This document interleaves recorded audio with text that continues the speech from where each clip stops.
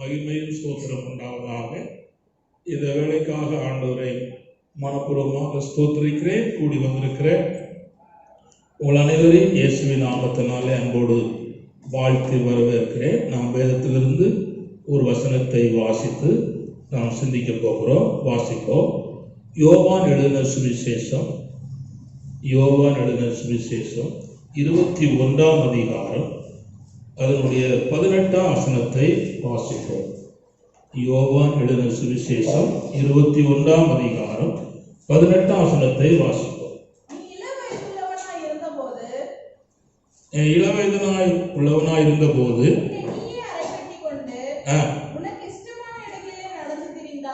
உனக்கு இஷ்டமான இடங்களிலே நடந்து திரிந்தாய். நீ முதிர் வயது உள்ளவனாய் ஆகும்போது உன் கைகளை நீட்டுவாய்.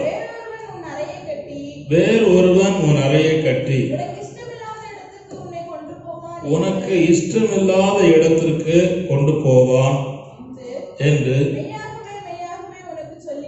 மெய்யாகவே மெய்யாகவே உனக்கு சொல்லுகிறேன் என்றார். இருந்த வண்ணமாக தலை தாழ்த்தி நாம் ஜெபிப்போம். பரலோக பிதாவே, நல்லாண்டவரே, நன்றியோடு உம்மை துதிக்கிறோம், ஸ்தோத்திரிக்கிறோம்.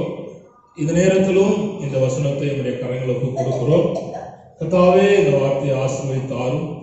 தேவன் என்னோடு எங்களோடு கூட பேசும். சமீபத்திலும் தூரத்திலும் கேட்கிற எல்லா தெய்வ பிள்ளைகளுக்கும் தேவையான வார்த்தைகளை கொடுக்கும்படியா என்னுடைய கரங்களுக்கு கொடுக்கிறோம். தொடர்ந்து கிரியை செய். இயேசுவின் நாமத்தில் ஜெபிக்கிறோம் நல்ல பிதாவே, ஆமென். கர்த்தர் ஸ்தோத்திரம். நான் முதலாவதாக இந்த வசனத்தை விளக்குவதற்கு முன்பாக இந்த அதிகாரத்தை நான் ரத்தின சுருக்கமாக உங்களுக்கு சுட்டிக்காட்ட விரும்புகிறேன். இந்த அதிகாரம்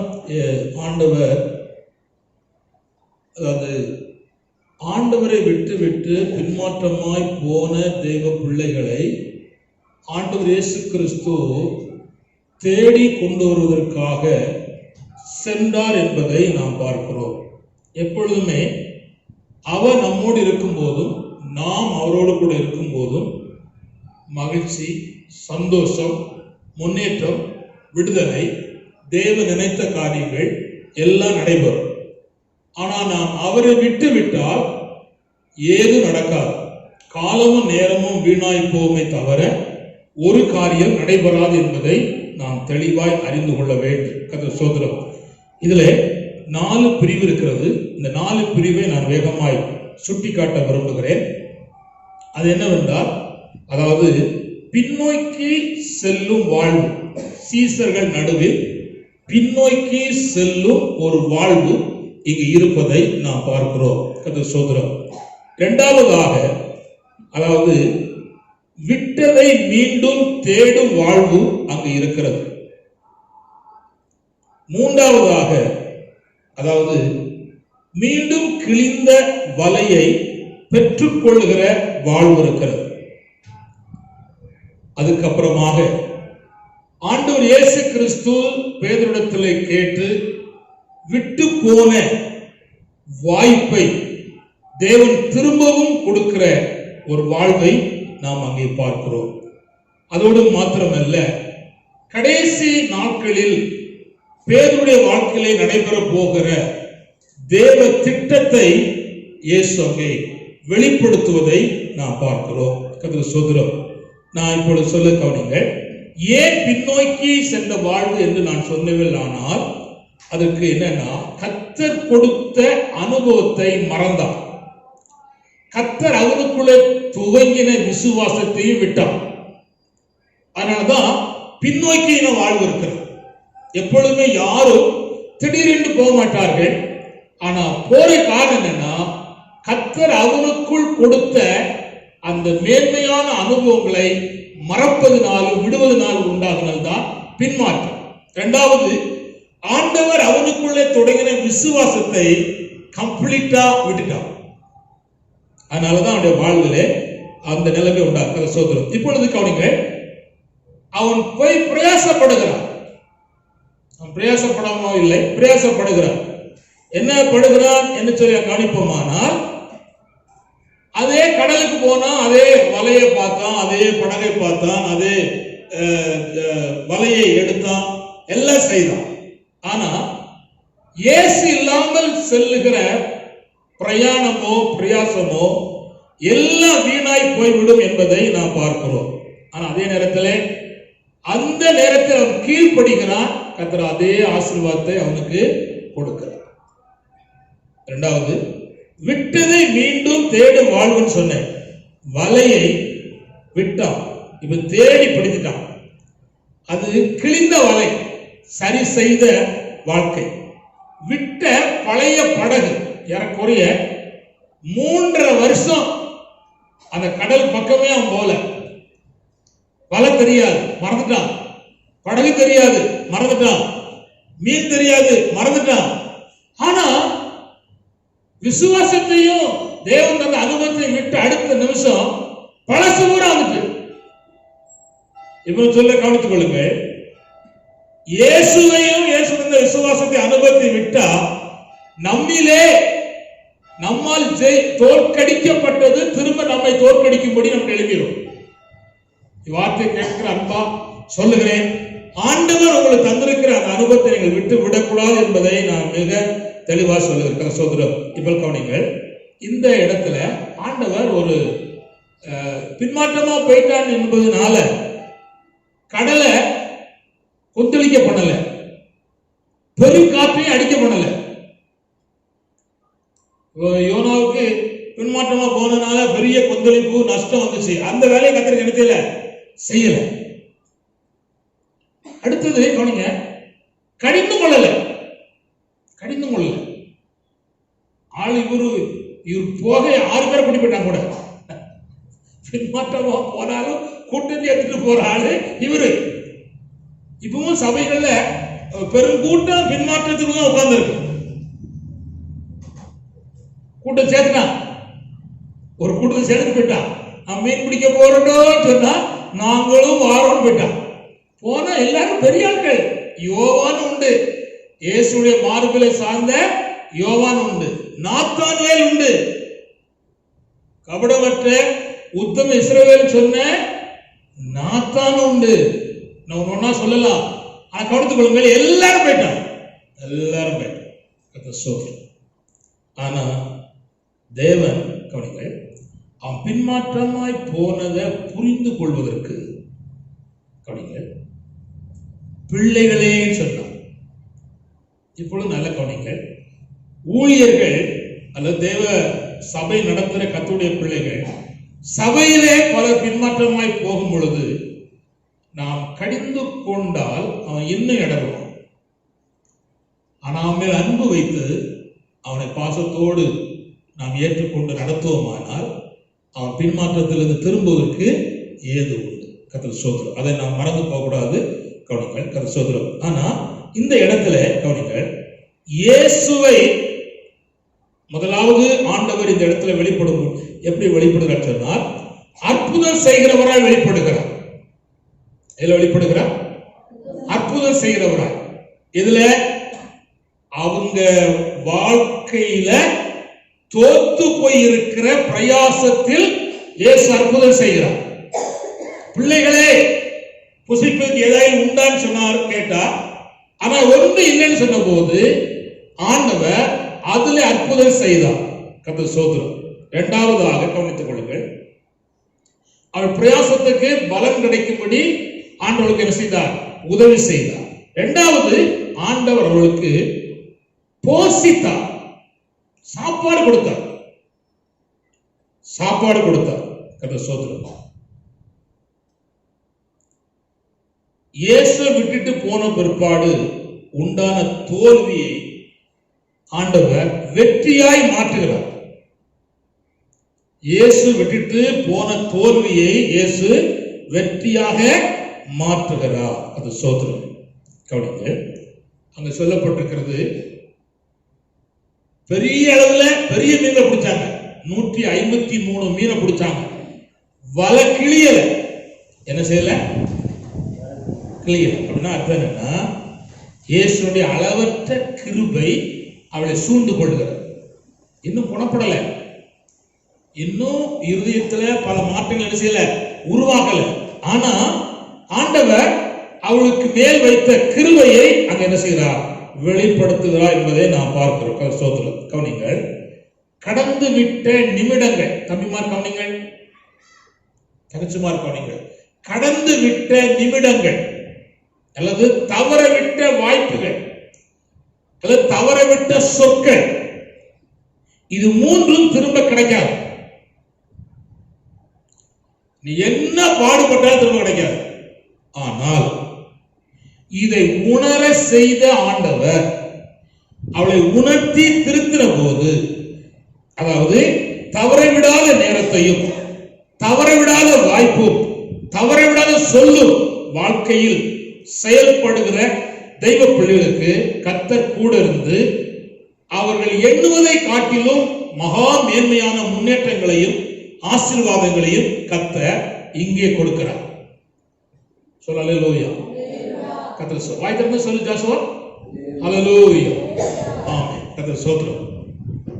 சில வாய் திறக்க, சில வாய் திறக்க மாட்டேங்க.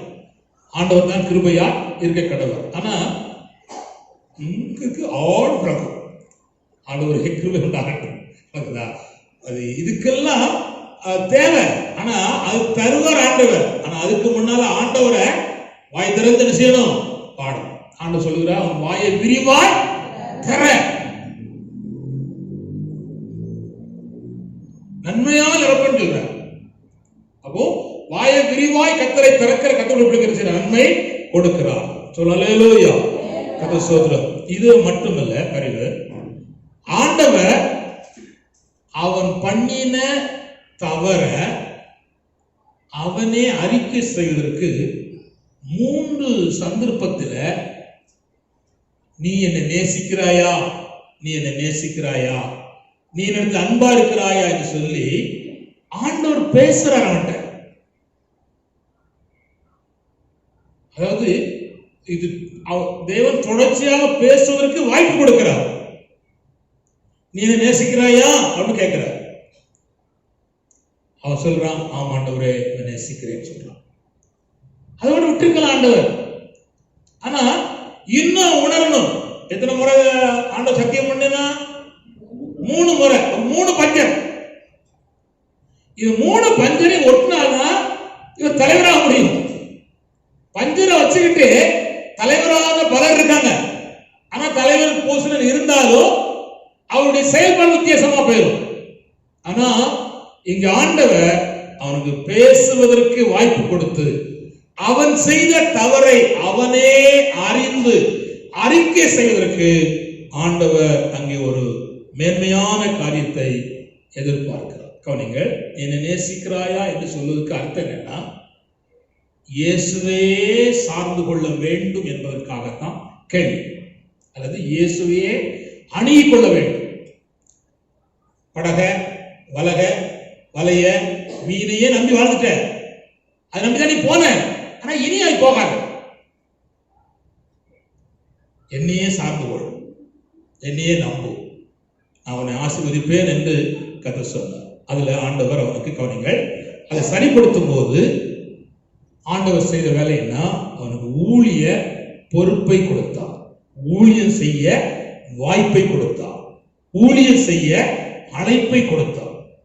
இந்த உலகத்திலே ஆத்துமாதாய பணிதான் மிக சிறந்த ஊழியம். உலகத்தில் ஒரு பாவியை மனம் திரும்ப செய்கிற ஊழியம் தான் உலகத்திலே மகா பெரிய ஊழியம். கர்த்தர் ஸ்தோத்திரம். அதனாலே நம்முடைய சபை சார்ந்த கர்த்தருடைய பிள்ளைகளுக்கு நான் சொல்ல விரும்புகிறேன், நீங்கள் உண்மையாக அநேகருக்கு இயேசு பற்றி நீங்கள் சொல்ல வேண்டும் என்று நான் இந்த நேரத்திலே உங்களுக்கு சொல்லுகிறேன். இவ்வார்த்தையை தூரத்தில் கேட்கிற கர்த்தருடைய பிள்ளைகளுக்கு நான் சொல்லுகிறேன், உங்களை சார்ந்த குடும்பங்கள், நண்பர்கள், சிநேகிதிகள் அனைவரும் இயேசுவை அறியவில்லை என்றால் அறிவதற்கு நீங்கள் வாய்ப்பு கொடுக்க வேண்டும் என்பதை நான் ஆண்டவருடைய நாமத்தில் சொல்லிக்கொள்ள விரும்புகிறேன். அல்லேலூயா, அல்லேலூயா. நீங்கள் அடுத்து நான் சொன்ன கருத்துக்கள் கடைசியா சொல்கிறேன். அதாவது நாளை அல்ல, இப்பொழுதே நாம் செயல்பட தொடங்கினோம். வார்த்தை கிடைத்த அடுத்த நிமிஷமே நாம் செயல்பட தொடங்கும். அதுதான் ஆண்டவர் அவனிடத்தில் மிகவும் எரிச்சிதார் எதிர்பார்த்தார் என்பதை நாம் பார்க்க முடியும். கர்த்தர் ஸ்தோத்திரம். அவனுக்கு மேல் தேவ திட்டம் இருந்தது ஏற்கனவே. மத்தேயு சுவிசேஷம் 16ஆம் அதிகாரம் 18ஆம் வசனத்தை வாசிப்போம். மத்தேயு சுவிசேஷம் 16:18 சீக்கிரம். மேலும் நான் உனக்கு சொல்லுகிறேன், மேலும் நான் உனக்கு சொல்லுகிறேன், நீ பேதுருவாய் இருக்கிறாய், நீ பேதுருவாய் இருக்கிறாய், இந்த கல்லின் மேல் என் சபையை கட்டுவேன், இந்த கல்லின் மேல் என் சபையை கட்டுவேன், பாதாளத்தின் வாசல்கள் அதை மேற்கொள்வதில்லை. பாதாளத்தின் வாசல் அதை என்ன செய்வதில்லை, மேற்கொள்வது இல்லை என்பதை ஆண்டவர் அங்கே மிக திட்டமாய் உணர்த்துவதை நாம் பார்க்கிறோம். கர்த்தர் ஸ்தோத்திரம். அப்படியானால் நம்முடைய வாழ்க்கையிலே ஆண்டவர் வைத்த மேன்மையான திட்டத்தை நாம் புரிந்து கொள்ள வேண்டும். இந்த பேருக்கு மேல் ஆண்டவர் வைத்த மேன்மையான திட்டம் இருக்கிறது. நான் இன்றைக்கு சொல்ல போற வார்த்தை என்னவென்றால், தேவ நினைத்த திட்டம் உங்களில் நிறைவேறுதா அல்லது தடைபட்டு போகிறதா? வேதத்தில் பலருக்கு தேவ திட்டம் வெளிப்படுத்தப்பட்டுச்சு, ஆனா நிறைவேறல, தடைபட்டு போனது என்பதை நாம் பார்க்கிறோம். தேவனுடைய நினைவு என்னன்னா, கவனிங்கள், எதிர்காலத்திலே தேவன் உங்களுக்கு வைத்திருக்கிற திட்டத்தை ஆண்டவர் பாடல் மூலமாகவோ, வேதத்தை வாசிக்கும் பொழுதோ, ஜெபிக்கும் போதோ, அல்லது தேவ செய்திகளை தேவனுடைய ஊழியர்கள் சொல்லும் பொழுதோ தேவ திட்டம் உங்களுக்கு வெளிப்படுத்தப்படும். அதை நீங்கள் புரிந்து கொண்டு அதை நீங்கள் பற்றி கொண்டு காரியங்களை செய்ய வேண்டும். ஏசாயா 55ஆம் அதிகாரம் 8-9 வாசிக்கும்படி விரும்புகிறேன். அந்த ஸ்தோத்திரம் வாசிங்கள். ஏசாயா 55:8-9. என் நினைவுகள் உங்கள் நினைவுகள் அல்ல, ஆண்டுடைய நினைவுகள் உங்கள் நினைவுகள் அல்ல, உங்கள் வழிகள் என் வழிகளும், ஆண்டுடைய வழி உங்க வழியும் இல்ல. கர்த்தர் சொல்லுகிறார், பூமியை பார்க்கிலும் வானங்கள் எப்படி உயர்ந்திருக்கிறதோ அப்படியே உங்கள் வழிகளை பார்க்கிலும் என் வழிகளும், உங்கள் நினைவுகளை பார்க்கிலும் என் நினைவுகளும் உயர்ந்திருக்கிறது. ஆண்டு இப்ப பேதுருக்கு மேல் வைத்த ஆண்டுடைய திட்டம் நினைவை சொல்லிக் கொடுக்கிறார். என்ன சொல்லி கொடுக்கிறாரு அப்படிங்க, நீ இளமையா இருக்கும் போது உன்னை நீயே அறையே கட்டி கொண்டாய், நீயே உன் வேஷ்டியை கட்டின. இப்போ அது நிகழ்காலம் நடந்து கொண்டிருக்கிற சூழ்நிலை. இப்பொழுது எதிர்காலம் சொல்லுகிறார், உனக்கு இஷ்டமான இடங்களில் நடந்து தெரிந்தாய். அவனுக்கு என்னென்ன முடியுமோ தெரிந்தான். அங்க ஏற்கனவே நம்ம ஆபிரகாம் நடந்து தெரிந்தார், இப்ப இவரும் நடந்து தெரிந்திருக்கார். அது சோதனம், அது மறைக்கப்பட்ட ஒரு சத்தியம். நீ முதிர் வயதுடன் ஆகும் பொழுது உன் கைகளை நீட்டுவாய். வயசாயிட்டு உன் கையை நீட்டுவாய். வேறு ஒருவன் உன் அறையை கட்டி, நல்ல கவனிங்கள், உனக்கு இஷ்டமில்லாத இடத்திற்கு உன்னை கொண்டு போவான் என்று மெய்யாகவே மெய்யாகவே உனக்கு சொல்கிறேன். அப்படின்னா இவருடைய கடைசி நிமிஷத்தினுடைய முடிவுடைய மரணத்தை சொல்றார். ஊழியமே தொடங்கல, சாப்டர் கத்தர் முடிக்க சொல்லுங்க. ஊழியமே தொடங்கல, ஆத்மாவையும் பண்ணல, சபையை கட்டல. ஆனா எதிர்காலத்துல உனக்கு இப்படிதான் முடியும் என்கிற காரியத்தை திட்டமா சொல்லிட்ட. இப்ப நான் சொல்ல விரும்புகிறேன், நீங்க இப்படியே வாழ்ந்துட்டு போறது, இப்படி வச்சுட்டு போறது எல்லாம் காரியம் இருந்தாலும் உன்னுடைய எதிர்காலத்தை தேவன் முன்வைத்து சில திட்டங்களை உன்மேல் வைத்திருக்கிறார். அந்த வாய்ப்பை நீங்க பயன்படுத்தணும். அந்த வாய்ப்புகளை ஆண்டவர் நிமித்தம் அறிந்து கொண்டு செயல்பட்டு வரும்பொழுதுதான் கர்த்தருடைய வாழ்க்கை என்ன செய்வார், ஆசீர்வதிப்பார் என்பதை நாம் பார்க்கிறோம். அந்த சோதரம் அடுத்த வசனம் வாசிங்க, 19 வாசிங்க. இன்ன விதமாய் மரணத்தினாலே அவன் தேவனை மகிமைப்படுத்தி போகிறான் என்பதை குறிக்கும்படியாக இப்படி சொன்னார். கர்த்தர் சோதரம் கடைசி நிமிஷத்துல தேவராஜ்யத்துல சேர போகிற முடிவை திட்டத்தை சொல்லிட்டார். என்ன அழகான பிளான்! அவனுடைய நோக்கமும் திட்டத்தையும் பாருங்க. ஆபிரகாமும் பிள்ளை இல்லாத காலத்துல எனக்கு என்ன தருவீர்னு கேட்ட போது ஆண்டவர் சொன்னார், எல்லாம் சொன்னார். அவனுக்குள்ள தருவேன், உன் சந்ததியார் 400 வருஷம் எகிப்தில் நினைச்சுவாங்க, அடிமைப்படுவாங்க. திரும்ப நான் 400 வருஷம் முடியும் போது ஜனங்கள் விடுவிப்பேன், பொன்னோடு பொருளோடு வருவாங்க. இங்க நீ 4ஆம் தலைமுறையில என்ன செய்வ, ஜனத்தோடு சேர்க்கப்படுவாய் என்று சொல்லி முதிர் வயதுல நீ அடக்கம் பண்ணப்படுவாய் என்கிற காரியத்தையும் ஆபிரகாமுக்கு பிள்ளை இல்லாத காலத்திலே சொல்லிட்டார். இப்ப கவனிங்க, நம்முடைய ஆண்டவர் யாருன்னா, உங்களுக்கு நம்பிக்கை விசுவாசம் பெருகணும், அதான் சொல்லிட்டாரேன். யாருன்னா நம்முடைய வாழ்வினுடைய துவக்கத்தை காட்டிலும் முடிவு மேல் ஆண்டவர் அக்கறை உள்ளவராக இருக்கிறார். சோதரம் எனக்கு இந்த திருக்குறங்குடி சர்ச்சில் நான் ஊழியம் செய்கிற காலத்தில் ஒரு அம்மா, வயசான அம்மா, இயேசு ஏற்றுக்கொண்டு வந்தாங்க. அந்த அம்மா மரண காலத்தில் பெந்தகோஸ் முறைப்படி எனக்கு அடக்காரான செய்யணும்னு சொல்லி பிடிச்சிட்டு, நான் சொன்னேன், உங்க குடும்பம் பெரிய குடும்பம், பிரச்சனை பண்ணுவாங்களேன்னு சொல்லி 20 ரூபா பத்திரத்தில் எழுதி ரெக்கார்ட் பண்ணிட்டு, பேதமே நாள் அப்படிதான் கடைசியில் நடந்துச்சு. நான் பேர சொல்ல விரும்பல, அதனால சொல்ல விரும்ப நடந்துட்டு கடைசி நிமிஷத்துல நான் அந்த அடக்காரனுக்கு வந்திருந்தேன்.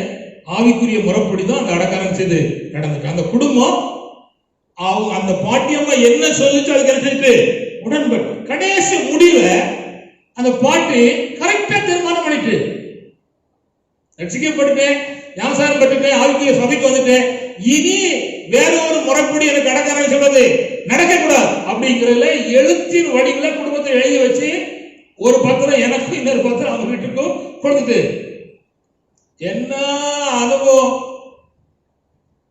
ஆனா படிப்பு கிடையாது, ஆனா அறிவுல திறமைசாலி. கர்த்தர் ஸ்தோத்திரம். தான் நேசித்த ஆண்டவருடைய சித்தத்தின்படி எனக்கு முடிவு வரணும்னு சொல்லி அந்த அம்மா எதிர்பார்த்து நான் சொல்ல விரும்புகிறேன். அந்த தேவ திட்டம் மேன்மையான நிலையிலே அது முடிவடைந்தது. இப்போ கவனிங்க, இந்த பேதுருடைய வாழ்க்கையுடைய முடிவை சொல்லிட்டார். ஆனா இப்ப பேதுரு பக்கத்துல ஒருத்தன் மாறான். யாருன்னா கர்த்தர் ஸ்தோத்திரம்.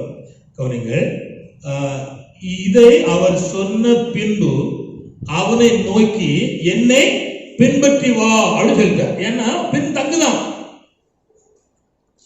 ஏற்கனவே பின்பற்றி வான்னு சொல்லி முதல்ல கூப்பிட்டாரு. இப்ப இந்த வார்த்தை சொன்ன உடனே அவங்களால என்ன செய்ய முடியல, ஏற்றுக்கொள்ள முடியல.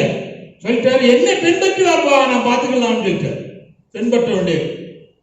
அடுத்தது இவனுக்கு ஒரு கேள்வி, என் காரியம் சொல்லிட்டாரு ஆண்டவர், இன்னொருத்த உட்காந்துக்காங்க அப்படின்னு சொல்லி பேதுரு திரும்பி பார்த்து அசிமா திரும்பி பார்த்து, இயேசுவுக்கு அன்பா இருந்தவனும் ராபோஜனம் பண்ணுகையில் அவர் மார்பிலே சாய்ந்து, ஆண்டவரே உம்மை காட்டிக் கொடுக்கிறவன் யார் என்று கேட்டவனுமாகிய சீஷன் பின்னே வருகிறதை கண்டான். அவனை கண்டு பேதுரு இயேசுவை நோக்கி, ஆண்டவரே இவன் காரியம் என்ன என்றான். இப்பொழுது கவனிங்க, உனக்குள்ள திட்டத்தை மட்டும் சொல்லிட்டார், அதுல நீ கரெக்டா இருந்து உன் காரியத்தை முடிக்கணும். ஆனா இவனுக்கு கொஞ்சம் அட்வான்ஸ் மூல உண்டு. என்ன சொல்ற தெரியுமா, அவன் காரியம் என்னன்னு கேட்டான். நான் எப்பொழுது சொல்ல விரும்புகிறேன், ஊழியர்களுக்கும் விசுவாசி சொல்ல விரும்புகிறேன், இன்னொரு விசுவாசியுடைய காரியத்தை நீ பார்க்காத, இன்னொரு ஊழியக்காரன் செய்யற ஊழியத்தை நீ பார்க்காத. ஆண்டு சொல்லுற இடம் இவன் பார்க்க, அவனை இவன் யார பார்க்கணும், இயேசுவை பார்க்கணும். இயேசுவை பார்க்கறத விட்டுட்டு அடுத்த ஊழியனையும் ஊழியக்காரனையும் பார்க்கிறான். விசுவாசிகளும் இன்னைக்கு இயேசுவை பார்க்கறத விட்டுட்டு அடுத்த சகோதரி அடுத்த சகோதரனை பார்க்கிறாங்க. அப்படி பார்க்க கூடாது. ஆண்டு சொல்லிட்டார், நான் வரும் அளவு இவன் இருக்க சித்தமானா உனக்கு என்னன்னு கேட்டார், நீ என்னை பின்பற்றிவான்னு சொல்லு. இது அந்த நாளைக்கு நடந்தது, இன்னைக்கும் நடந்துகிட்டு இருக்கு. நான் அறிந்து புரிந்து காரியம் செய்யணும். அப்ப ரெண்டு பேருடைய முடிவை திட்டத்தை ஆண்டவர் மிக தெளிவாக சொல்லிட்டார். நான் இப்பொழுது உங்களுக்கு சொல்ல போற செய்தியினுடைய தலைப்பு என்னன்னா, தேவ திட்டம் உங்களுக்கு நிறைவேற வேணும்னா நீங்க என்ன செய்தா நிறைவேறும். நல்லா கவனிச்சு கேளுங்க, எதையும் செய்த நிறைவேறாது. என்ன செய்தா நிறைவேறும். நான் இப்போ உங்களுக்கு ஸ்பெசிபிக்கா ஒருவனை சுட்டி காட்டிட்டு சொல்ல விரும்புகிறேன். ஒரு தகப்பனுக்கு ரெண்டு பிள்ளை, காயின் ஆபேல், ரெண்டு பேரும் கர்த்தரை ஆராதிக்க போனாங்க. ஒருவனுடைய காணிக்கை கர்த்தர் அங்கீகரித்தார், ஒருவனுடைய காணிக்கை அங்கீகரிக்கல. ஆராதனையில் உண்டான பிரச்சனையை மனசுல வச்சு தான் சொந்த தம்பியை தீர்த்து கட்ட பிளான் பண்ணினான். ஆனா தீர்த்து கட்டுகிற பிளான் அவன் இதயத்துல இருந்ததை கண்டபோது ஆண்டவர் அவன்கிட்ட கேட்டா, நன்மை செய்தால் மேன்மை இல்லையோ? அப்போ நீ நன்மை செய்தா உனக்கு மேன்மை இருக்கு அப்படின்னு சொல்லி கொடுத்தார். ஃபர்ஸ்ட். அடுத்தது, அவனை நீ ஆண்டு கொள்ளுவாய். அந்த வார்த்தை வாசி. நீ நன்மை செய்தால் மேன்மை இல்லையோ? நீ நன்மை செய்யாதிருந்தால் பாவம் வாசற்படியில் படுத்திருக்கும், அவன் ஆசை உன்னை பற்றியிருக்கும், நீ அவனை ஆண்டு கொள்ளுவாய் என்றார். கர்த்தர் ஸ்தோத்திரம். அப்படின்னா அர்த்தம் என்ன கவனிங்க, இவன் தான் ஆபேலை விட உயர்ந்தவன், நீ அவனை ஆண்டு கொள்ளுவாய். இவனை கர்த்தர் இன்னும் அங்கீகரிக்கல. நல்ல கவனிங்க, இன்னும் இவனுடைய பலியை தேவன் அங்கீகரிக்கல. இவனுக்குள்ள எரிச்சல் இருக்கு, கோபம் இருக்கு, ஆராதனையில மேன்மை இல்ல. ஆனா ஆண்டவர் அவனை குறித்ததான தேவ திட்டத்தை தெளிவா சொல்லி கொடுத்தார். நீ நன்மை செய்தா உனக்கு மேன்மை இருக்கு, கோபத்தை விடு, எரிச்சலை விடு, கொலை செய்த எண்ணத்தை விடுன்னு சொல்லி கொடுத்தார். அடுத்து சொன்னாரு, நீ அவனை ஆண்டு கொள்ளுவ, அவனுக்கு நீ தான் ராஜாவா இருப்ப, எஜமானா இருப்பாய்ன்னு சொல்லி அதை சொல்லி கொடுத்தார். ஆனா தேவன் திட்டத்தை யாரும் இல்லாத நேரத்தில் அவங்க சொல்லி கொடுத்து விளக்கின பிற்பாடும் அவன் மேல் உள்ள திட்டம் நிறைவேறல. தம்பி, உன்மேல் கர்த்தர் வைத்திருக்க தேவத்தை நிறைவேறுவதற்கு நீ ஆண்டவர் உனக்கு சொல்லி கொடுத்த பிற்பாடு நீ உண்மையாய் வாழலனா அது நிறைவேறாது. கர்த்தருக்கு ஸ்தோத்திரம். அதனால தேவ திட்டத்தை நாம் நிறைவேற்றி ஆக வேண்டும். ஹல்லேலூயா, ஹல்லேலூயா. ஆதியாகமம் 4:4-7 வரை வேண்டாம், காயினை குறித்த தேவ திட்டத்தை ஆண்டவர் தெளிவா சொல்லிட்டார். சரி, இப்ப கவனிங்கள். தேவ திட்டம் நிறைவேறணுமானா தேவனை நாம் சந்தோஷப்படுத்த வேண்டும். அப்பொழுது நம்முடைய வாழ்க்கையிலே தேவ திட்டம் நிறைவேறும். நல்ல கவனிங்கள். எப்பொழுது நிறைவேறும்? தேவனை நம் வாழ்க்கையில சந்தோஷப்படுத்தணும். இவனை கொண்டு பண்ணினதுக்காக ஆண்டு சந்தோஷப்படும். பரிஜனை கொடுத்ததுக்காக ஆண்டு சந்தோஷப்படும். இப்படிப்பட்ட ஒரு பயலை உண்டு பண்ணிட்டேனே அப்படின்னு அவர் உள்ள கூடாது, தூக்கப்படக்கூடாது. உங்களை ஊழியத்துக்கு அழைத்ததுக்காக ஆண்டு சந்தோஷப்படணும். ஊழியத்தில் அட்டூழியம் பண்ணி அநியாயம் பண்ணி பல காரியத்தை கெடுத்தா ஆண்டு சந்தோஷப்பட மாட்டார். தேவத்திட்ட என்ன செய்யாது, நிறைவேறாது. சொல்லலேலூயா. ஒரு வசனத்தை கூட வாசிக்க போறோம். யோபின் புஸ்தகம் 42:2. சீக்கிரம். யோபு 42:2. தேவரீர் சகலத்தையும் செய்ய வல்லவர்.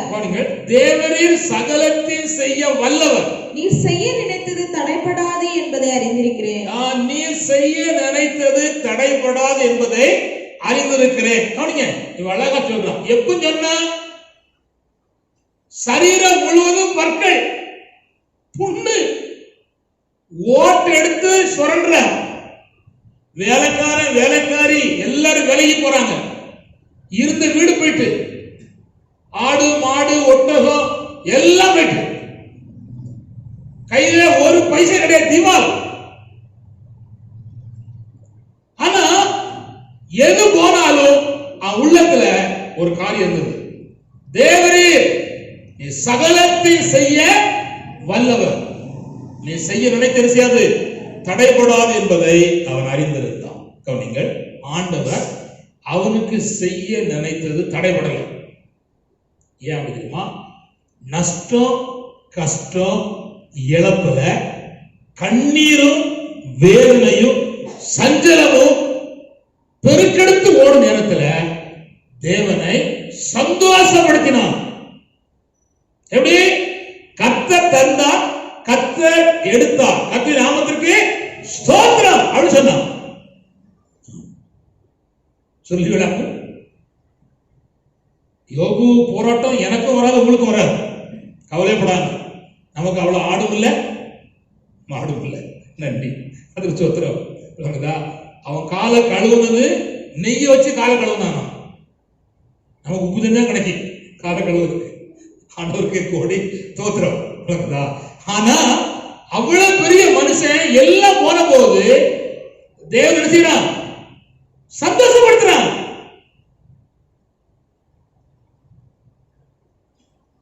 நம்ம சந்தோஷப்படுத்துறோமா? உங்களை பெற்ற தாய் தகப்பனை சந்தோஷப்படுத்தீங்களா? எங்க சும்மா தலையாட்ட கூடாது. தஞ்சாவூர் பொம்மையா தலையாட்ட கூடாது. கர்த்தருக்கு கோடி ஸ்தோத்திரம். சில விஷயம் சந்தோஷப்படுத்துற இல்லைன்னா சொல்லல, ஆனா அதே நேரத்துல சந்தோஷப்படுத்தணும். சொல்லலோயா? தேவனை காயின் கோபத்தை உண்டு பண்ணினான் என்று நாம் பார்க்கிறோம். வேதனைப்படுத்தினான். கர்த்தரை சந்தோஷப்படுத்துவதற்கு 3 காரியத்தை சொல்லித்தர விரும்புகிறேன். கர்த்தர் ஸ்தோத்திரம். ஒன்று, நான் சொன்ன யோபு தேவன் என்ன செய்தான்? ஸ்தோத்திரம் பண்ணினான். ஸ்தோத்திரம் பண்ணினான். ஸ்தோத்திரம் பண்ணா, இருதய பிரகாரம் ஸ்தோத்திரம் பண்ணா. உபாகமம் 30:10 வாசிப்போம். உபாகம் 30:10. சீக்கிரம். உபாகமம் 30:10. உன் தேவனாகிய கர்த்தருடைய சத்தத்திற்கு செவி கொடுத்து, உன் தேவனாகிய கர்த்தருடைய சத்தத்துக்கு செவி கொடுத்து, இந்த நியாய பிரமாண புஸ்தகத்தில் எழுதியிருக்கிற அவருடைய கற்பனைகளையும் அவருடைய கட்டளைகளையும் கைக்கொள்ளும் போதும் உன் தேவனாகிய கர்த்தரிடத்தில் உன் முழு இருதயத்தோடும் உன் முழு ஆத்மாவோடும் திரும்பும் போதும் கர்த்தர் உன் பிதாக்கள் மேல் சந்தோஷமாய் இருந்தது போல, கர்த்தர் உன் பிதாக்கள் மேல் சந்தோஷமாய் இருந்தது போல உன்மேலும் உனக்கு நன்மை உண்டாக திரும்பவும் சந்தோஷமாய் இருப்பார். கர்த்தர் ஸ்தோத்திரம். இதுக்கு என்ன செய்யணும் அப்படின்னா, ஃபர்ஸ்ட் தமிழ் கவனி, அவர் சொல்லும் சத்தத்துக்கு செவி கொடுக்கணும். அப்புறம் அவருடைய வார்த்தைக்கும் வசனத்துக்கும் நாம் கீழ்ப்படிந்து நடக்கணும். இந்த புதிய ஏற்பாட்டுல தேவன் சொன்னதை நீங்க செய்யணும். வசனத்தை வாசிக்கணும். வாசிக்கா தேவன் நினைத்த திட்டம் உங்களிலே தெளிவா நிறைவேறும். தெளிவா நிறைவேறும். இரண்டாவது, கர்த்தர் ஸ்தோத்திரம், நீங்கள் கர்த்தரை போற்றி பாடி ஆராதிக்கணும். அவர் உள்ளம் மகிழ்ச்சியினால் நிரம்பக்கூடிய அளவுக்கு நீ கர்த்தரை போற்றி பாடி கர்த்தரை செய்யணும், ஆராதிக்கணும். ஆனா நீங்க முழுவதும் அவன் பாட்டு இவன் பாட்டு அப்படின்னு பாட்டை கேட்டு ரசிக்கீங்க. அவன் டான்ஸ் இவன் டான்ஸ் அப்படின்னு பாட்டு ரசிக்கிறீங்க. அத கர்த்தர் விரும்பல. அவன் சூழ்நிலைக்கா பாடுதான், அதை கேட்க கூடாது. நீ பாடணும் வாய் திறந்து, நீ போற்றணும் கர்த்தரை, அதை கர்த்தர் எதிர்பார்க்கிறார். வாசிப்போ செப்பனியா 3:16. பைபிள் எடுத்து செப்பனியா 3:16 சீக்கிரம் வாசிப்போ. செப்பனியா 3:16. இயேசுவின் ரத்தம் ஜெயம். ஹல்லேலூயா, தேவனுக்கு மகிமை உண்டாவதா. கர்த்தர் செப்பனியா 3:16. அந்நாளிலே எருசலேமை பார்த்து பயப்படாதே என்றும் சீயோனை பார்த்து உன் கைகளை தளர விடாதே என்றும் சொல்லப்படும். உன் தேவனாகிய கர்த்தர் உன் நடுவில் இருக்கிறார். அவர் வல்லமை உள்ளவர், அவர் ரட்சிப்பார். அவர் உன் பேரில் சந்தோஷமாய் மகிழ்ந்து தம்முடைய அன்பின் நிமித்தம் அமர்ந்திருப்பார். அவர் அன்பின் நிமித்தம் அமர்ந்திருப்பார். எப்பொழுது? கர்த்தரை போற்றி பாடும் பொழுது, ஆராதிக்கும் போது ஒரு நடுவில் சந்தோஷமா செய்வார், மகிழ்ந்திருப்பார். 17. உன் தேவனாகிய கர்த்தர் உன் நடுவில் இருக்கிறார். அவர் வல்லமை உள்ளவர், அவர் ரட்சிப்பார். அவர் உன் பேரில் சந்தோஷமாய் மகிழ்ந்து தம்முடைய அன்பின் நிமித்தம் அமர்ந்திருப்பார். அவர் உன் பேரில் கெம்பீரமாய் களி கூறுவார். கர்த்தர் ஸ்தோத்திரம். தேவன் நம்மேல் கெம்பீரமாய் களி கூறுவதற்கு நாம் கர்த்தரை பாடி துதிக்க வேண்டும் என்று கர்த்தர் எதிர்பார்க்கிறார். ஹல்லேலூயா. நான் கவனித்துக் கொள்ளுங்கள். தேவன் மகா மகிமையான திட்டங்களை உடையவர். இப்போ அப்போஸ்தலனாகிய பவுலை குறித்து ஒரு திட்டம் இருக்கு. வாசிப்போ அப்போஸ்தலர் 9ஆம் அதிகாரம் 15-16 வாசிப்போம். அப்போஸ்தலர் 9ஆம் அதிகாரம் 15-16. அதற்கு கர்த்தர், நீ போ, அவன் புறஜாதிகளுக்கும், ஃபர்ஸ்ட் புறஜாதிகளுக்கும், ராஜாக்களுக்கும், இஸ்ரவேல் புத்திரருக்கும் என்னுடைய நாமத்தை அறிவிக்கிறதற்காக நான் தெரிந்து கொண்ட பாத்திரமாய் இருக்கிறார். அவன் மேல் வைத்திருக்கிற தேவ திட்டத்தை அனனியா கையில தேவன் சொல்லிக் கொடுக்கிறார். என்ன? புறஜாதிகளுக்கு சுவிசேஷம் அறிவிப்பான், யூதருக்கு சவாலாய் நின்று சுவிசேஷத்தை அறிவிப்பான், ராஜாக்களுக்கு முன்பாக தைரியமா நின்று சுவிசேஷத்தை என்ன செய்வான்? அறிவிப்பான். இது தேவ திட்டம். ஆனா நிறைவேறுவதற்கு கவனிங்க, பவுல் செய்த வேலை என்னன்னா, ஆண்டவரை வார்த்தையை அவன் உள்ளபடி கேட்டு கை கொண்டான். திட்டம் நிறைவேறிச்சு. அதுக்கப்புறம் அவனை போற இடமெல்லாம் அடிப்பாங்க. அடிப்பட்ட உடனே ஆண்டவரே உங்க சோத்திரப்பான்னு துதிப்பான தவிர தெரியாதனமா உளித்து வந்துட்டேன் ஐயா, மன்னிச்சுக்கார ஐயா, இனி அடி போடாபடி என்ன தெரியும் காத்து போடும்னா எங்கேயும் ஜெபம் பண்ணல. யார்கிட்டையும் போய் அவன் அதுக்கான தயனத்துக்காக என்ன செய்யல, நிக்கல. அவன் மேல் வச்ச தேவ திட்டம் நிறைவேறிட்டு. ஹல்லேலூயா. என்ன திட்டம்? பாடுபட வேண்டும் என்பது தேவ திட்டம். பாடுபட்டு தான் சுவிசேஷம் எடுக்கணும், அறிவிக்கணும். நல்ல கவனிங்க, இயேசு பற்றி அறிவித்தா பாடு உண்டு, பாடு இல்லாம இருக்காது. கர்த்தர் ஸ்தோத்திரம். ஆனா பாடுகள் நடுவிலையும் பாடி கர்த்தரை மகிமைப்படுத்தின பவுல் வாழ்க்கையிலே தேவ திட்டம் நிறைவேறிச்சு. ஹல்லேலூயா. கர்த்தர் ஸ்தோத்திரம். அப்புறம் மூணாவது சங்கீதம் 104:30-31 வாசிப்போம் சீக்கிரம். சங்கீதம் 104:30-31. நீர் உம்முடைய ஆவியை அனுப்பும்போது, நீங்கள் தேவ ஆவியை அனுப்பும்போது அவைகள் சிருஷ்டிக்கப்படும். நீர் பூமியின் ரூபத்தையும் புதிதாக்குகிறீர். கர்த்தருடைய மகிமை என்றென்றைக்கும் விளங்கும். அப்படின்னா கவனிங்க, இந்த ரெண்டும் செய்கிறவர்களுக்கு தேவன் செய்கிற மூணாவது செயல் என்ன? தம்முடைய ஆவியை அனுப்புவதனால நம்ம மேல யார் இருக்கா? ஆவியானவர் இருக்கிறார். அதனால ஆண்டவர் மகிழ்ச்சி அடைய செய்தனால அவரே எல்லாவற்றையும் நம்மோடு கூட இருந்து ஆண்டவர் அநேக மாற்றங்களை ஆண்டவர் மகிழ செய்கிறார். ஹல்லேலூயா. கவனிங்க, கவனிச்சா புரியும். என்னில் மாற்றங்கள் உண்டாகும் போது என்னை கண்ட மற்றவர்கள் முன்னால மாதிரி இந்த தம்பி இல்லையே மாறி இருக்கானே அப்படின்னு அவன் சொல்றான். அதை கண்டு சந்தோஷப்படுறான். புரிஞ்சுட்டா? புரியலையா? பவுல் முதல்ல தீமையா இருந்தான். ஆனா ஆண்டவர் பிடித்து ஆவியை அனுப்பி அவன் நேர்மையான போது மற்றவர்கள் கண்டு அவனை மெச்சிக்கொண்டார்கள். அதை பார்த்த ஆண்டவர் சந்தோஷப்பட்டார்.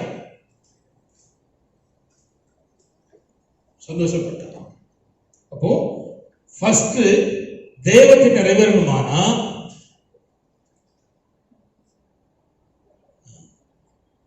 தேவனை சந்தோஷப்படுத்தணும். எப்படி? 3 வகையில மகிழ்ச்சி அடைய பண்ணணும். 3 வகையில. ஒண்ணு சோத்திரம். ஹல்லேலூயா. உபத்திரத்தின் நடுவில், வேதனை நடுவிலே சோத்திரம். இரண்டாவது கர்த்தருடைய வசனத்தை கை கொண்டு செவி கொடுத்து கேட்டு காரியம் செய்யணும். அப்புறம் மூன்றாவதாக கர்த்தருடைய வார்த்தையின்படி கர்த்தரை போற்றி பாடி ஆராதிக்கணும். அடுத்தது ஆண்டவர் செய்யற வேலை தான் நான் சொன்னேன். கர்த்தர் சோத்திரம். அடுத்தது என்னன்னா, அடுத்தது இரண்டாவது பகுதி கர்த்தர் சோத்திரம். தேவ திட்டம் ஆண்டவர் நம்ம நிறைவேற்றணுமானா கர்த்தர் மேல் நாம் விசுவாசம் வைக்கணும். யார் மேல் வைக்கணும்? கவனிங்க. சூழ்நிலை பார்க்க கூடாது, நம்ம பார்க்க கூடாது. சூழ்நிலை பார்த்தா கையில காசு இல்லை, சரிமா? கவனிங்க, காசு இல்லை. எதை செய்துக்கும் காசு இல்லை. எங்கிருந்து வருமானு பார்த்தா ஒரு பக்கம் வரல, எங்கிருந்து வரல. ஆனா காரியம் நடைபெறணுமானா யார பார்க்கணும்னா கர்த்தரை விசுவாசிக்கணும். கர்த்தரை விசுவாசிக்கணும். இப்ப கவனிங்க. இப்ப ஆதியாகமம் 12ஆம் அதிகாரம் 1-3 வரையிலும் ஒரு தேவ திட்டத்தை ஆண்டவர் ஆபிரகாம் சொல்லிக் கொடுக்கிறார். ஆதியாகமம் 12ஆம் அதிகாரம் 1-3 வரை வாசித்தீங்கன்னா அங்க சொல்லிக் கொடுக்கிறார். கவனிங்கள். அவனுக்கு தேவன் வைத்திருந்த தேவ திட்டத்தை தெளிவுபடுத்தி சொல்லிக் கொடுத்தார். கர்த்தர் ஸ்தோத்திரம். என்ன? கவனிங்கள். பிள்ளை கொடுப்பேன், ஆசீர்வாதமா இருப்பாய், உன் பேரை பெருமைப்படுத்துவேன், உன்னை ஆசீர்வதிப்பேன், சபிக்கிறவனை சபிப்பேன் என்கிற காரியத்தை மிக தெளிவாய் திட்டத்தை கர்த்தர் அவனுக்கு சொல்லிக் கொடுத்துட்டார். இதை நிறைவேறணுமானா அவன் கர்த்தரை மட்டுமே சார்ந்து விசுவாசிக்கணும். கர்த்தர் மேல் வைத்திருக்கிற அந்த விசுவாசத்துல அத்தனையும் கர்த்தர் ஆசீர்வதித்தார். கவனிங்கள். அவனை ஆசீர்வதிப்பேன் சொன்னவர் ஆசீர்வதித்தார். அவனை பெருக பண்ணுவேன் சொன்னவர் பெருக பண்ணினார். அவனை உயர்த்துவேன் சொன்னவர் உயர்த்தினார். அவனுக்கு விரோதமாக எழும்பினவர்களை கர்த்தர் கைவிட, அதாவது எதிர்த்து வந்து அழித்து போட்டார். இத்தனையும் அவனுக்கு செய்து கர்த்தர் முடித்தார். நீங்க எல்லாம் முடித்து பெற்ற சரித்திரத்தை பார்த்திருக்கிறீங்க. ஆனா செய்வதற்கு ஆண்டவர் அவனிடத்துல ஒரே ஒன்றை மட்டும்தான் கவனிச்சார். என்ன கவனிச்சார்? என்ன மட்டும் விசுவாசி. சூழ்நிலையை பார்க்காத, உன்னை பார்க்காத, உன் மனைவியை பார்க்காத, உனக்கு இருக்கிற சூழ்நிலையை பார்க்காத, என்ன மட்டும் பா அப்படின்னு கர்த்தர் சொன்னார். கவனிங்கள். இதுல விசுவாசத்துல ஒரு 2 படியை உங்களுக்கு சுட்டி காட்ட விரும்புகிறேன். அது என்னன்னா, வசனத்தை கேட்ட காரியத்துல விசுவாசிக்கணும். ரோமர் 4:20-21 வாசிக்கிறோம். தேவனுடைய வாக்குத்தத்தத்தை குறித்து அவன் அவிசுவாசமாய் சந்தேகப்படாமல், தேவனுடைய வாக்குத்தத்தத்தை குறித்து அவிசுவாசமாய் சந்தேகப்படாமல், தேவன் வாக்குத்தத்தம் பண்ணினதை நிறைவேற்ற வல்லவராய் இருக்கிறார் என்று முழு நிச்சயமாய் நம்பி தேவனை மகிமைப்படுத்தி விசுவாசத்தில் வல்லவனானான். கவனிங்க தம்பி, கவனி, டேட் கவனி. அதாவது குழந்தை கொடுப்பேன்னு சொன்னார். கவனி, கொடுப்பேன்னு சொன்னார். 24 வருஷம் குழந்தை இல்லை சொல்றாரு. தந்துட்டா ஸ்தோத்திரம் பண்ண அப்படிங்கிற. இவன் சொல்ல வீடு நல்ல மகிமையாய் கட்டப்பட்டுன்னு சொல்லி நீனும் தேவனை சோத்திரம் பண்ண தந்துட்டா, பிரைஸ் தி லார்ட் அப்படின்னு சோத்திரம் பண்ண. ஆனா சோத்திரம் பண்ணி போய் பார்த்தா அப்படிதான் இருக்கும். அதுதான் விசுவாசம். அதுதான் விசுவாசம். ஒரு சபையில ஆளே வராது, நல்ல கவனி, ஆளே வராது. அந்த சபையில அந்த பாஸ்டர் தூத்து எல்லா இடத்துலையும் பயப்பட்டுவார். ஆங்காங்கே தண்ணி வைப்பார் டம்ளர்ல. மனைவி சொல்லுவான், என்ன ஒட்டு கலந்துட்டா அப்படின்னு சொல்லுவோம். அவன் மனைவி வேற யாரும் இல்லை, இது உங்க பாட்டை கேட்டு உங்க பிரசங்கத்தை கேட்டு ஒரு ஆள் வரல, ஆனா ஏன் இந்த வேலை செய்தேன்னு சொல்லி, ஆனா செஞ்சுட்டே இருந்தார். இந்த அம்மா சொன்னதை அது எதிர்பார்க்கவே இல்லை. நீ சொல்லிட்டே இரு, நான் செஞ்சுட்டே இருப்பேன்னு சொல்லி அவர் 6 வருஷம் செஞ்சிருக்கார்.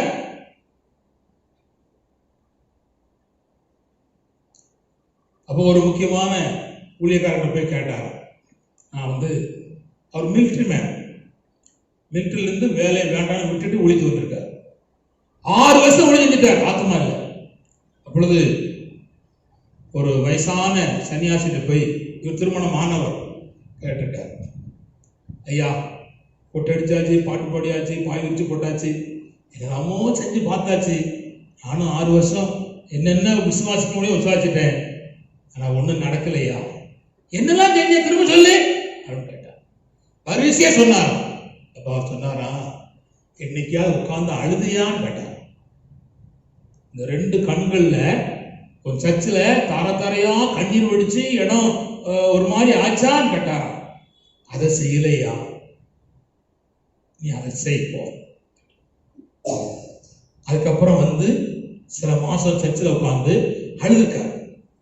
எத்தனை சொட்டு கண்ணீர் விட்டாரோ அத்தனை சொட்டுக்கும் ஆண்டவர் ஒவ்வொரு நாள் ஒவ்வொரு ஆத்மா கொண்டு வந்திருக்கார்.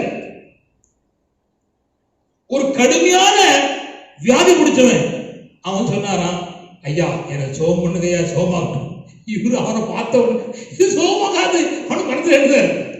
ஆண்டு சொன்னாரு, ஜெபம் பண்ணி சோகமாகும், இவன் போய் வீடு வீடா சொல்ல போறான், உனக்கு சுவிசேஷம், ஏன் கவலைப்படுத, ஜெபம் பண்ணு அப்படின்றாராம்.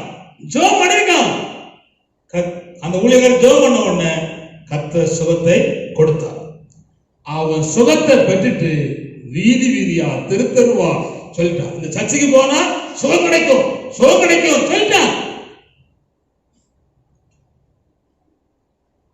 கர்த்தரே விசுவாசித்த அந்த ஊழியக்காரனுக்கு 6 வருஷம் 6 மாசம் தாண்டினாலும் விசுவாசத்துக்கு தேவன் கை கொடுத்தார். அல்லேலூயா, அல்லேலூயா. நான் கேட்கிறேன், கலங்காதீர்கள், சூழ்நிலையை பார்க்காத, இந்த ஜனம் திருந்தாதுன்னு சொல்லாத, இந்த ஜனம் ரட்சிக்கப்படான்னு சொல்லாத. ரட்சிக்கிற தேவன் தம்முடைய வேலை செய்வார். அவர் செய்வதற்கு நாம் செய்ய வேண்டியது என்ன? விசுவாசிக்கணும். அல்லேலூயா, அல்லேலூயா. எதை விசுவாசிக்கணும்? வசனத்தை விசுவாசிக்கணும். அடுத்தது எபிரேயர் 11ஆம் அதிகாரம் சொல்லப்பட்டிருக்கும், கவனிங்க. அவன் வாக்குத்தத்தம் பண்ணப்பட்டவர் வாக்குத்தை நிறைவேற்ற வல்லவர் என்று பொறுமையோடு காத்திருந்தான். என்ன வேணும்? பொறுமை வேணும். வாக்குத்தத்தை நிறைவேறணுமான நமக்கு என்ன வேணும்? சடா போற சாம்பார் வைக்க மாதிரி இருக்காது காரியம், பொறுமையோடு இருக்கணும். 3வது கவனிங்கள், அவன் கர்த்தருக்கு முன்பாக நின்றான். ஆதியாகமம் 18ஆம் அதிகாரம் 8 லிருந்து 22 வரையும் வாசிங்கன்னா, வாசி டக்குனு வாசி. ஆதியாகமம் 18:8. ஆபிரகாம் வெண்ணெயையும் பாலையும் சமர்ப்பித்த கன்றையும் எடுத்து வந்து அவர்கள் முன்பாக வைத்து அவர்கள் அருகே மரத்தடியில் நின்று கொண்டிருந்தான். அங்க நின்னா, சாப்பாடு கொடுத்துட்டு நின்னான். அதோட விடல, கவனிங்க. சாப்பாடு கொடுத்து முடிச்ச உடனே, சாப்பாடு கொடுத்து முடிச்சு சந்தோஷம், க்ளோரி, ஹல்லேலூயா அப்படின்னு விடல. அதுக்கப்புறம் தேவன் நின்றார், அதே ஸ்தானத்துல அவனும் நின்றான். ஆத்தும ஆதாய பணிக்காக நின்றான். ஹல்லேலூயா, ஹல்லேலூயா. அப்போ கவனிங்கள், வாக்குத்தத்தம் நிறைவேறணுமானா வசனத்தை விசுவாசித்து நிற்கணும், பொறுமையோடு காத்திருக்கணும், தேவனுக்கு முன்பாக நிற்கணும். அப்பொழுது தேவ திட்டம் நம்ம என்ன செய்யும்? நிறைவேறும். ஹல்லேலூயா, ஹல்லேலூயா. வாக்குத்தத்தத்தை விசுவாசிக்கிறவர்கள் ஜெபத்தை நிறுத்தவே மாட்டாங்க. ஆனால் கவனி, வாக்குத்தத்தத்தை பெற்றுக் கொள்ளுகிறவர்கள் ஜெபத்தை நிறுத்தவே மாட்டாங்க, சொல்லிட்டே இருப்பாங்க. அவர் செய்வார், ஜெபிப்போம் ஜெபிப்போம். யார் ஜெபிக்கிறானோ அவன் வாக்குத்தத்தத்தை விசுவாசிக்கிறான்னு அர்த்தம். ஜெபிக்கிறான் அர்த்தம் உதவி செய்யணும், கர்த்தர் தான் நன்மை செய்யணும் எதிர்ப்பான், எனக்கு இறங்கும் அப்படின்னு சொல்லுதான். ஜெபிக்காதவன் வேண்டாம், எனக்கு ஒண்ணு வேண்டாம், ஒண்ணும் செய்யாண்டாம் அப்படின்னு சொல்லி கையை விரிக்கலாம். ஆனா ஜெபிக்கிற கர்த்தருடைய பிள்ளைகள் வாக்குத்தத்தம் நிறைவேறுவதற்காக பொறுமையோடு காத்திருக்க. அல்லேலூயா. மூணாவது கவனித்துக் கொள்ளுங்கள், வாக்குத்தத்தம் தேவன் நம்ம மேல இருக்க தேவத்துக்கு நிறைவேறுவதற்கு மூணாவது என்னன்னா, நம்முடைய நாவுல நல்லறிக்கை செய்யணும். என்ன செய்யணும்? நல்ல இப்படி சொல்லி தரேன் பாடி. ஒரு ஊழியக்காரன் சின்ன பையன், தம்பி காணிங்க, சின்ன பையன், உங்களோட சின்ன பையன். ஆனா தாயின் கருவிலே ஜாதிகளுக்கு அவரை தீர்க்கதரிசியா கர்த்தர் வச்சிருந்தார். சின்ன பையன் தான். ஆனா கர்த்தருடைய நோக்கம் என்ன? திரள் ஜாதி ஜன கூட்டத்துக்கு அவன் தான் தீர்க்கதரிசி. ஒரு ஜனத்துக்கு இல்ல, ஒரு சமுதாயத்துக்கு இல்ல. அவன் வேற திட்டம், பல ஜாதி ஜனங்களுக்கு அவன் தீர்க்கதரிசி. அவன் ஆண்டு சொல்லாரு, உன்னை ஒழித்து கழிச்சிருக்கான். வாழ்ந்து சொன்னா, சின்ன பையப்பா, எனக்கு பேச தெரியாதப்பா, நான் வர முடியாது. அப்படி சொல்லாத, அப்படி சொல்றாரு. அப்படி சொல்லாத, தவறான அறிக்கை செய்யாத. நான் கூட இருக்கேன், நான் கூட இருக்கேன். நீ சின்ன பையன் தான், உன்னை பார்த்தா உங்களுக்கு திட்டம் பெரிய திட்டம். அதனால அப்படி சொல்லாத அப்படின்னு சொல்றாரு ஆண்டவர். சொல்லிட்டு வாசிக்க போறோம். எரேமியா 1ஆம் அதிகாரம் 5-9 வரையும் இருக்கு. சீக்கிரம் வாசிப்போம். நான் உன்னை தாயின் வயிற்றில் உருவாக்கும் முன்னே உன்னை அறிந்தேன். நீ கர்ப்பத்தில் இருந்து வெளிப்படும் முன்னே நான் உன்னை பரிசுத்தம் பண்ணி உன்னை ஜாதிகளுக்கு தீர்க்கதரிசியாக கட்டளையிட்டேன். ஜாதிகளுக்கு தீர்க்கதரிசி எங்க? தாயின் கர்ப்பத்திலே திட்டம். கண்மார் கவனிங்க. வெறும் போனேன் வந்தேன் பாய போட்டேன் தூத்தேன் அப்படின்னு சொல்லிட்டு இருக்காத. உண்மையோட தேவத்திட்ட நீ புரிந்து கொள்ளணும். அப்பொழுது நான், கர்த்தராகிய ஆண்டவரே, இதோ நான் பேச அறியேன், சிறு பிள்ளையாயிருக்கிறேன் என்றேன். ஆனாலும் கர்த்தர், நான் சிறு பிள்ளை என்று நீ சொல்லாதே. சொல்லாத பாட்ட அப்படின்னா என்ன அர்த்தம்? நான் உன்னை பெரிய ஆளா வச்சிருக்கேன் அப்படியே நீ நினை, அப்படியே விசுவாசி. ஆனா சூழ்நிலை என்னது? சிறு பிள்ளைதான். அதை பார்க்காதப்பா, உண்மையில் இருக்க தேவத்திட்ட நீ பார். இப்ப நான் சொல்ல விரும்புறேன், நீ கஷ்டப்பட்டு இருக்கீங்க, நான் கஷ்டப்படுறேன், சரீரத்துல கஷ்டம், மனதில கஷ்டம், சூழ்நிலை கஷ்டம், அதை பார்க்காத. உண்மையில் கர்த்தர் வச்சிருக்க தேவத்திட்டத்தை பார். கஷ்டத்துக்கு அப்புறம் ஒரு பெரிய விடுதலை இருக்கு, அதை பார் அப்படின்னு நான் சொல்றேன். அல்லேலூயா. அப்படி புரிந்து கொள்ள வேண்டும். கர்த்தர் சோதரம் கவனிங்கள், நம்முடைய வார்த்தையின் மேல் கர்த்தர் கவனமா இருக்கிறார். நம்முடைய வார்த்தையின் மேல் நான் கவனமா இருக்கணும். அடுத்தது, நம்முடைய வார்த்தையின் மேல் சத்துரு கவனமா இருக்கிறார். விடிய விடிய ஜான ரட்சிக்கப்படணும்னு சொல்லி ஜெபம் பண்ணிட்டு அவனை கண்டா நீ விலக மாட்டேன்னு சொன்னா என்ன அர்த்தம்? தாருமையா, உருவாக்கி தாருமையா அப்படின்னு சொல்லிட்டு அவனை கண்டா நீ சரிப்பட்டு வரமாட்ட அப்படின்னு சொன்னா என்ன அர்த்தம்? வார்த்தை தப்பு, பேசுறது அப்படி பண்ணக்கூடாது. இப்ப இருக்கிற தோற்றத்தை கண்டு நான் முடிவு பண்ணக்கூடாது. ஆண்டவர் அவனுக்கு தேவன் வைத்திருக்க தேவத்திட்ட ஒண்ணு இருக்கு, அதை நம்ம பார்த்து தேவன் என்ன செய்யணும்? ஸ்தோத்திரம் பண்ணணும். இப்ப அப்படிதான் செய்யும். கையில சில்லறை வேலை இருக்கு, அப்படிதான் நடக்கும். ஆனா நம்ம என்ன செய்யணும்? அவனில் இருக்கிற தேவத்திற்கு என்ன செய்யணும்? பார்க்கணும். அல்லேலூயா, அல்லேலூயா. நம்முடைய வார்த்தையை, நல்ல அறிக்கையை நாம் சரியா பண்ணணும். இதுக்கு நான் 3 காரியத்தை உங்களுக்கு சொல்ல விரும்புகிறேன். 3 காரியம். 1, லூக்கா 5ஆம் அதிகாரம் 5ஆம் வசனத்துல கவனிங்கள். வாசிமா. அதற்கு சீமோன், ஐயரே, ராம் முழுவதும் நாங்கள் பிரயாசப்பட்டோம், ஒன்றும் அகப்படவில்லை. தள்ளிட்டான், பழைய பாடு தள்ளிட்டான்.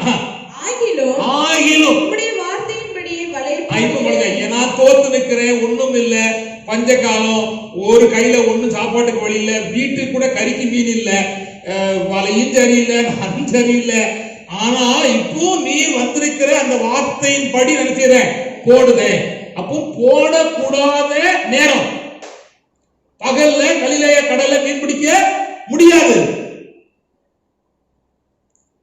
முடியாத நேரத்துல போடுகிறேன் என்று கர்த்தருடைய வார்த்தையை அறிக்கை செய்த பேதுருவுக்கு தேவன் 2 படகு நிறைய ஆண்டவர் மீனை கொடுத்தவர் அற்புத தேவன் இன்னைக்கு இருக்கிறார். அவர் இருக்கிறார். கர்த்தர் ஸ்தோத்திரம். அப்படியானால் நம்முடைய வாயின் நல்லறிக்கை நல்லவங்க நம்முடைய வேலைகளையும் நல்லறிக்கை செய்யணும். கர்த்தர் ஸ்தோத்திரம். நீங்க கவனிங்க, மத்திய சுவிசேஷம் 8ஆம் அதிகாரம் 2ஆம் வசனத்தை நீங்க வாசிக்காம சொல்லுங்க, வாசித்தா போதும், எடுத்து வச்சுக்க. கவனிங்க, மத்திய சுவிசேஷம் 8ஆம் அதிகாரத்துல இயேசு கிறிஸ்து மலையிலிருந்து இறங்கி வரார். இருந்து இறங்கி வரார். தெய்வ பிரசன்னத்தோடு தேவ சமூகத்தோடு மகிழ்ச்சியோடு வரார். அப்போ ஒரு குஷ்டரோகி வந்து, அவன் சித்தமானால் என்னை போடுன்னு சொன்னான். என்ன தெரியும் நடந்துச்சு? பழைய ஏற்பாடு படி ஒரு குஷ்டரோகி தொடக்கூடாது.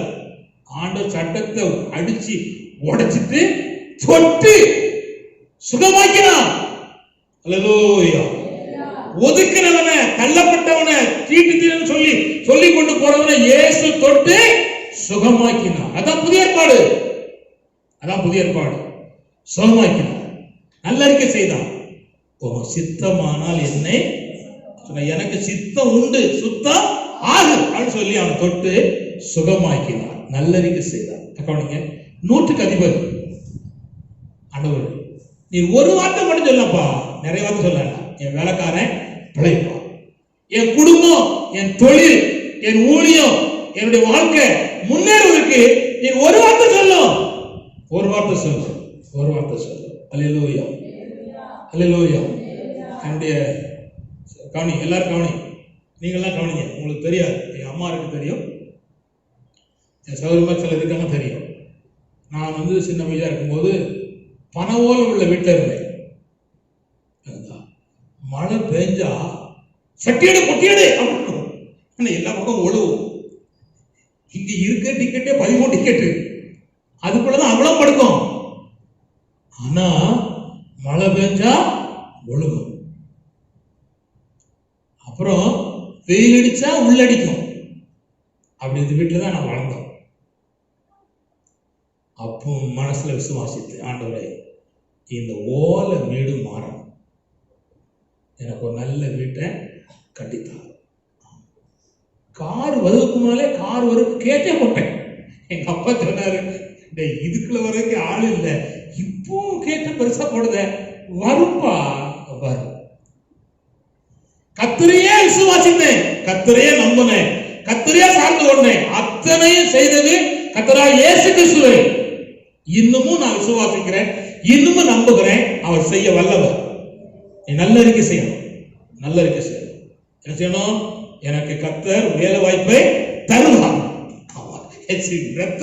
நான் படிச்சுட்டு சும்மா இருக்க மாட்டேன், என்னை கர்த்தர் வாய்ப்பை தருவார் சொல்லி அறிக்கை செய்தார். நல்லறிக்கைக்கு தேவன் உதவி செய்ய வல்லவர். அல்லேலூயா. இயேசு கூட போறார். சீசரும் இருக்காங்க படகுல. காற்றும் கடலும் கொந்தளிச்ச உடனே சீசர் சொன்னாங்க, ஐயரே நாங்க என்ன செய்ய போறோம்? மடிஞ்சு போதுக்கான குடி போறாரு, செத்து போதுக்கா அவர் கூட வராரு. ராசா மடிஞ்சு போறோம். எழுப்பி சொன்னாரு, அவிசுவாசி, அற்ப விசுவாசி, ஏன் சந்தேகப்பட்டாய்? உன் மேல் வைத்த தேவ திட்டம் நிறைவேறும் வரையில் உன்னை இந்த கடலோ சமுத்திரமோ காற்றை அடிக்க முடியாது, அசைக்க முடியாது அப்படின்னு சொல்லி கொடுத்தார். கர்த்தர் ஸ்தோத்திரம். நான் சொல்லுகிறேன், உங்க மேல் வைத்த தேவத்தை நிறைவேறும் வரையிலும் காற்று வந்தாங்க, கடல் கொந்தளிச்சாங்க, என்ன கொள்ளை நோய் வந்தாங்க, என்ன போராட்டம் வந்தாங்க, அத்தனையும் கர்த்தர் விலக்கி உங்களை பாதுகாத்து உங்கள் மேல் வைத்த தேவ திட்டத்தை அழகா செய்து முடிச்சுட்டு தான் அவர் விடுவார். அல்லேலூயா. தவறான அறிக்கை செய்தார் நம்ம ஐயா ஏரியா. என்னை எடுத்துக்கொள்ளுவாண்டவரே, போது கத்தாவே அப்படின்னார். செத்தா கொண்டார், சாவச்சாரா இதுவரை வாழ வச்சிருக்காரு அவனை. அல்லேலூயா.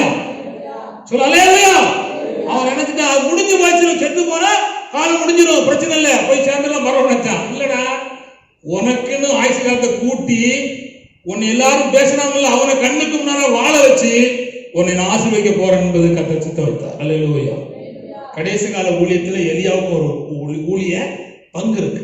அதனால ஆண்டவர் வைத்திருக்கிற காரியத்தை செய்யக்கூடாது, மறந்து போகக்கூடாது. அல்லேலூயா. நான் கடைசியா சொல்ல விரும்புறேன்னா, மறைந்து ஜீவிக்கிற அனுபவத்தினாலே தேவ திட்டம் நிறைவேறும். மறைந்துன்னா கிறிஸ்துக்குள்ள, வசனத்துக்குள்ள, ஜெபத்துல, உபவாசத்துல மறைந்து வாழ்க்கை நடத்துகிற கர்த்தருடைய பிள்ளைகளுக்கு தேவத்திட்ட என்ன செய்யும்? நிறைவேறும். இதை நான் சிம்பிளா உங்களுக்கு விளக்கிட்டேன். லூக்கா 1ஆம் அதிகாரம் 13 முதல் 17 வரை நீங்க வாசித்தீங்கன்னா சொல்ல முடியும் கவனிங்கள். அது போல 31ஆம் வசனத்தை மட்டும் வாசிக்கணும். இதோ நீ கர்ப்பவதியாகி ஒரு குமாரனை பெறுவாய், அவருக்கு இயேசு என்று பெயரிடுவாயாக. அவர் பெரியவராய் இருப்பார், உன்னதமானவருடைய குமாரன் எனப்படுவார். கர்த்தராகிய தேவன் அவருடைய பிதாவாகிய தாவீதின் சிங்காசனத்தை அவருக்கு கொடுப்பார். இவ்வளவு பெரிய தேவ திட்டம் உள்ள தேவனுக்கு ஞானஸ்நானம் கொடுக்கிற பாக்கியம் யாரு கிடைச்சுன்னா, யோவான் ஸ்நாபகனுக்கு கிடைச்சு. அல்லேலூயா. அது காரணம் என்னன்னா, மத்தேயு சுவிசேஷம் 3:3 நீங்க வாசித்தீங்கன்னா, வனாந்தரத்திலே கூப்பிடுடைய சப்தம் என்று சொல்லப்பட்டிருக்கு. வாசிங்கள். கர்த்தருக்கு வழியை ஆயத்தப்படுத்துங்கள், அவருக்கு பாதைகளை செவ்வை பண்ணுங்கள் என்று வனாந்தரத்திலே கூப்பிடுகிறவனுடைய சத்தம் உண்டென்று ஏசாயா தீர்க்கதரிசியினால் சொல்லப்பட்டவன் இவனே. வனாந்தரத்துல தான் இருந்தான். வனாந்தர அனுபவம் என்னன்னா, கவனிங்க, வனாந்தர அனுபவம் என்னன்னா, பிசாசை தோற்கடிக்கிற இடம் தான் வனாந்தரம். இயேசு கிறிஸ்து வனாந்தரத்திலே 40 நாள் உபவாசம் பண்ணி பிசாசினால் சோதிக்கப்படும் செய்தார், அவங்க சொல்லப்பட்டிருக்கிறது. ஆனா சாத்தானை தோற்கடித்த இடம் வனாந்தரம். மறைந்து ஜீவிக்கிறவன் சாத்தானுடைய செயல்பாடுகளை தோற்கடிக்கிறவனா இருக்கிறான். அல்லேலூயா.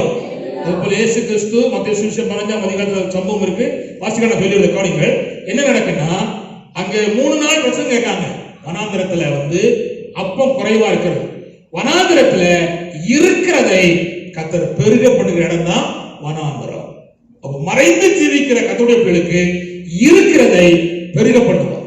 கர்த்தர் ஸ்தோத்திரம். கடைசியா சொல்ல விரும்புகிறேன், வனாந்தரம் தன்னை பலப்படுத்துகிற இடம், தன்னை பலப்படுத்துகிற இடம். அப்படியானால் தேவ திட்டம் நிறைவேறுவதற்கு, தேவன் வைத்திருக்கிற காரியத்துக்கு நாம் எப்ப கொடுப்போம்? ஜெபம் பண்ணுவோம். பேதுருடைய வாழ்க்கையிலே தேவத்தை நிறைவேறுவதற்கு இதை அவன் கையாண்டான். முடிவிலே அவன் சிலுவையிலே தலைகளாக அறைந்து அவளை கொன்றார்கள். கர்த்தர் என்ன நினைத்தாரோ அந்த திட்டத்தின்படி பேதுருடைய வாழ்வு முடிந்தது. கர்த்தர் அவனை மேன்மையான அப்போஸ்தலனாய் மாற்றினார். சுவிசேஷ அறிவிக்க உதவி செய்தார், ஆத்துமாவே செய்தார், சபையை கட்டினார், சபையை ஸ்திரப்படுத்தினார். கர்த்தருடைய சித்தம் நிறைவேறும் பொழுது அவன் தேவத்துக்கு நிறைவேறும் மனுஷனாக காணப்பட்டான். இவ்வார்த்தை கேட்கிறவையான கர்த்தருடைய ஜனங்களே, உங்கள் வாழ்க்கையில், உங்களுடைய ஊழியத்திலையும், உங்க குடும்பத்திலையும், உங்களுடைய பிள்ளைகள் நடுவிலையும் தேவ திட்டம் நிறைவேறும். கண்களை மூடி ஜெபிப்போம். கர்த்தாவே, உமக்கு ஸ்தோத்திரம் ஐயா, உமக்கு நன்றி, உமக்கு நன்றி அப்பா, உமக்கு நன்றி இயேசப்பா.